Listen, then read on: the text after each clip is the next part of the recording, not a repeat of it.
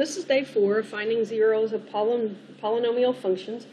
First couple videos here are going to seem like they're the same thing that we've been doing, and they are to some extent, but there's a little twist, so make sure that you go ahead and watch to the end of today's lesson. So we're going to start off with the function 2x to the third plus 4x squared minus 2x minus 4.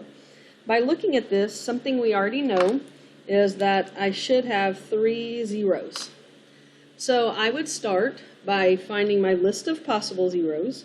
The list of possible zeros means it's going to be the factors of negative 4 divided by the factors of 2. So 1 divided by 1, I would have 1 and negative 1. 2 divided by 1, 2 and negative 2. 4 divided by 1 would be 4 and negative 4. 1 divided by 2 is positive 1/2 or negative 1/2. 2 divided by 2 is 1, and I already have those, and 4 divided by 2 is 2, and I already have those. So if I wanted to, I could do guess and check to try these numbers and see which one would give me a 0 right here. But what I'm going to do is use my graphing calculator to find the first 0 and see if I can work from there. So I'm going to start off by going to y equals and putting in a function.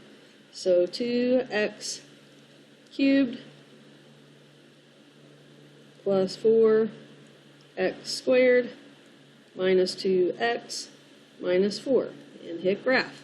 So just by looking at the graph, I should see if I have any zeros. It looks like I have one at negative 2 and positive 1. I'm going to look at the table to see if that's true. Yep, negative 2, positive 1, and 1. So I'm going to start with negative 2. Even if you use a graphing calculator on the test, I'm going to have you show me the synthetic division that it works. So bring down the 2. This goes to negative 4, which is 0, 0, negative 2, and negative 2 times negative 2 is 4. So yep, it is a 0. So I know I have 1 0 at negative 2, 0. What's left then is 2x squared plus 0x minus 2 equals 0. And I can solve this one.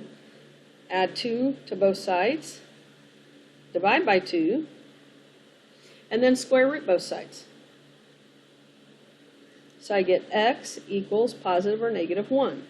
So I have a 0 at 1, 0, and a 0 at negative 1, 0. And if I go back and look at my graph, you can see that that's true. 1, 0, negative 1, 0, and negative 2, 0. Okay, let's do another example of this. In fact, if I were you, I would pause the video, try it myself, and see if you can come up with the answers. So the possible zeros would be the factors of 6. On the test, I'll have some questions where I just ask you to find the list of possibles.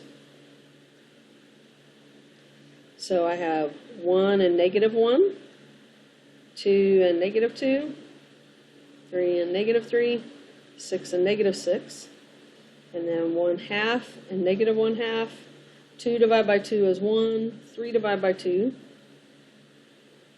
and 6 divided by 2 is 3. So there's the list of ones that could be. I'm going to use my graphing calculator instead of guess and check to see if I can come up with them. So type in this equation.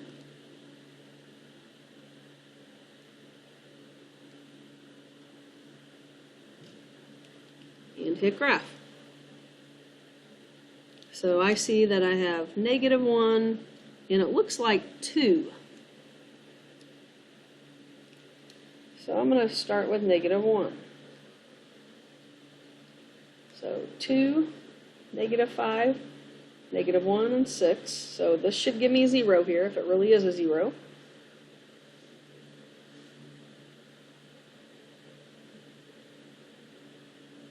Yep, it is. So what I'm left with is 2x squared minus 7x plus 6. And this factors to 2x, x, minus 3, minus 2. So I have a 0 at 3/2 and a 0 at 2. So those are my zeros. They're also my x-intercepts, or my roots.